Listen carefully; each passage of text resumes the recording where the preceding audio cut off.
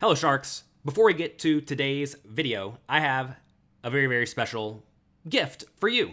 I'm giving you a free video from poker coaching coach Matt Affleck, where he is preparing himself and his students for the World Series of Poker. He's going through their online databases and looking for spots where they could play a whole lot better. This is actually part of a 9-hour-long series that Matt Affleck just released at PokerCoaching.com, and you can get the first part completely for free. Check it out at PokerCoaching.com/WSOP. Let's get to the video. Hi there, Sharks. I'm Jonathan Little, here today with another episode of Weekly Poker Hand. I have a poker hand for you today. You want to see it? Yes, sir! If you do me a quick favor before we start. Click the like and subscribe button. Also click the notification bell. That'll let me know you actually want to be here. And if you don't want to be here, go somewhere else. Make the most of your life. Don't watch content you don't want to be watching. Okay? All right. Here we have a hand between the World Series of Poker Master. The World Series of Poker is happening soon. Are you ready? Are you ready? I'm ready. He is playing heads up for $100,000 each against Tom Dwan. He used to be the absolute heads up master online. He still crushes the games today. Here, Phil Hellmuth playing 45 big blinds opts to raise to 5,000. And over to Tom Dwan. This is a spot where against most people, I think you just want to go ahead and put in a re-raise. But I don't think you want to do that against Phil Hellmuth. And the reason is because I think, if anything, Phil Hellmuth's range is way more polarized than most people's when he raises. If you have watched high-stakes Duel on PokerGo, you have seen over and over and over again Phil Hellmuth limp frequently from the button. When he limps, he usually has a medium-ish strength range, but when he raises, he usually has a very polarized range of really good hands, which sevens doesn't actually do all that great against, or really bad hands that sevens does amazingly well against. So this is a spot where you would usually prefer to call against someone like Phil Hellmuth, but 3-betting is like at least reasonable 45 big blinds deep against most people. Anyway, Tom Dwan calls, which I think is fine and good. Flop comes 9-5-2, giving Tom Dwan a pair. Backdoor straight draw, backdoor flush draw. You ever lead in this spot? What do you think? I want you to take a second and write in the comment section below if you lead in this spot and why. Or should you just check and go from there?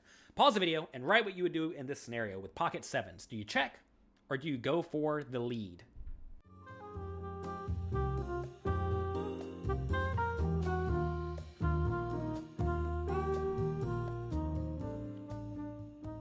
All right, Sharks, that was a trick question. You should not be leading in this scenario. This is a spot where you should be checking your entire range. There is very little merit in having a leading range out of position when you are playing somewhat deep stacked. When you're shallow stacked, perhaps there's a little bit of merit, but not at all when you are deep stacked. This is a hand that you're going to want to check and go from there. Tom Dwan checks. He knows what he's doing. Phil Hellmuth goes for the 8,000 bet. Ugh. He's already starting to polarize himself to good made hands and draws. Kind of annoying here that pocket sevens actually blocks a whole lot of the draws, right? Especially the 7 of spades. The draws Hellmuth is likely to have are going to be open-ended straight draws and flush draws, both of which, well, I guess the flush draws sevens blocks, but also gut shot straight draws, right? Like perhaps hands like 7-6, right? Maybe even some really trashy hands like 7-4 maybe decides to go for the bet as just like a bluff, right? This is a spot where when Tom Dwan has this exact hand, it's already not looking great. That said, he can't really fold a pair of sevens on the 9-5-2 board. So we call. There's no merit in raising in this spot. If you raise and get action, you're usually against a good made hand or a draw, which is not good for you. And if you make your opponent fold, usually they're folding out some garbage. Now, they may fold out a hand like Queen Jack of Hearts, which has some equity against you, but it's just not worth it. There's no merit in going for the raise here, because when you do get action, you're usually in very, very, very bad shape. Turns to 10 of spades. Not great, but now at least Tom Dwan 7 of spades blocks some flushes. So interestingly enough, the 7s was like a kind of bad hand on the flop to have. Because, I mean, obviously you're not folding the 7s, but you'd rather have like 7 of diamonds, 7 of hearts, 7 of diamonds, I think. Because then your opponent can just have more random flush draws. Doesn't really matter, you're not folding the 7s anyway. When the 10 of spades comes, though, now you block some of the flushes, which is good. Tom checks. Hellmuth now goes for a half pot bet. Ugh. This is also a tough one. I mean, you can't fold the sevens here, right? Because in this scenario, we have the flush draw and sevens could be good.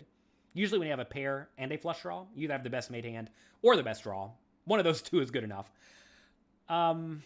Then the tough thing about this 13,000 bet is that if you're thinking logically about Hellmuth's range, notice he sides down a little bit on the turn. So it kind of indicates a hand like a 9, right? Because a 9 would just bet kind of big on the flop, just a good, strong value hand. And then it would bet a little bit smaller on the turn when the turn gets obviously worse.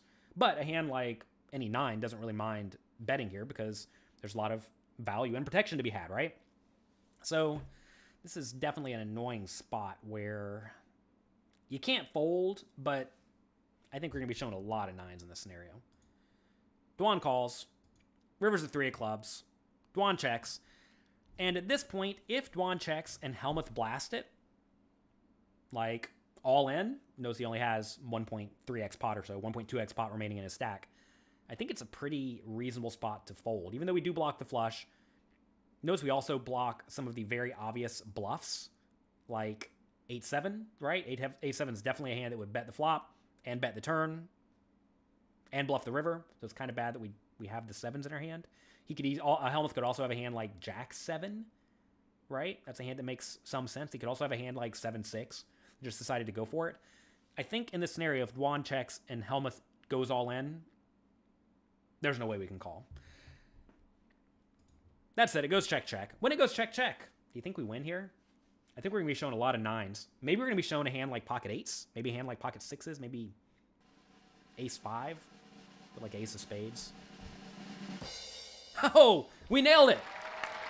I'm not good at calling out hands, but one time we finally got it. Unbelievable. I surprise myself sometimes. This is a spot where let's consider Hellmuth's play in this hand. Should he bet the flop? Sure. Should he bet the turn? I think you don't have to bet the turn here, but betting a turn is reasonable. When you do bet a hand like a 5 in this scenario, you want to make sure you can continue if you get raised. And the only 5s that can reasonably continue if you get raised are ones with like the ace of spades, king of spades, queen of spades, etc. So I think that makes some sense. That said, this is a pretty nice hand to check behind.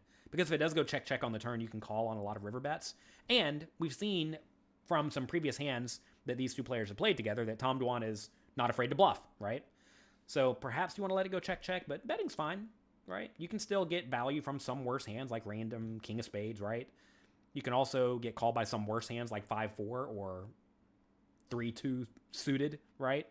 So I think this is a spot where the turn bet's fine. And on the river, the question is, should we go for the bluff? Ooh. That would have made for a good quiz question, right?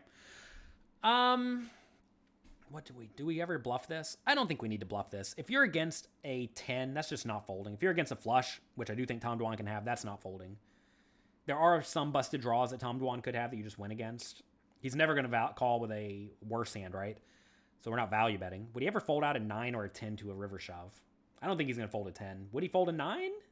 He may fold a 9. The problem is a lot of the 9s are just going to have random spades with them, right? Like king of spades 9, and that's a hand that would probably just find the call because it has the relevant blocker. That said, if your opponents think you never bluff all in, and I will say, one thing I've observed from watching Phil Hellmuth play, all of these cards up games that on PokerGO in high stakes duel, one thing I've noticed is that he really does not go for the river bluff all that often.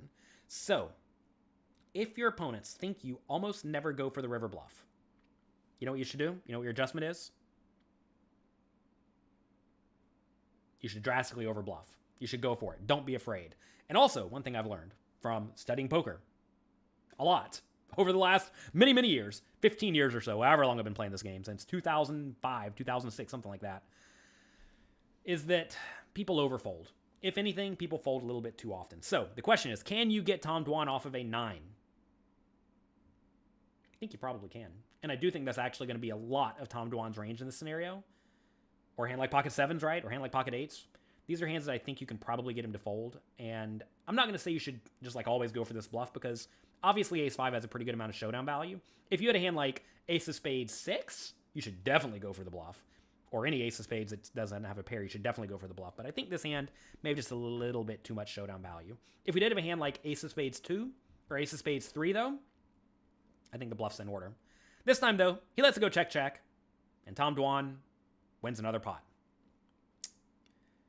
That's me for today. Hope you enjoyed. this hand. If you did, again, click like, click subscribe. I appreciate it. Hope you have a great, great week and a great, great day. Make the most of your opportunities. They're fleeting. Good luck. Thanks for watching today's video, and just as a quick reminder, make sure you take advantage of the completely free video that Matt Affleck just released, where he goes through his databases, students' databases, and he makes sure that you and they are all playing well leading up to this World Series of Poker. Get that video completely free right now at pokercoaching.com/WSOP. I hope you learn a ton. Did you know that subscribing to this YouTube channel will increase your poker win rate by 36%? Go ahead, do it. Actually, that was a bluff. You actually have to watch all the content and apply yourself and work hard and put in volume. Sorry about that.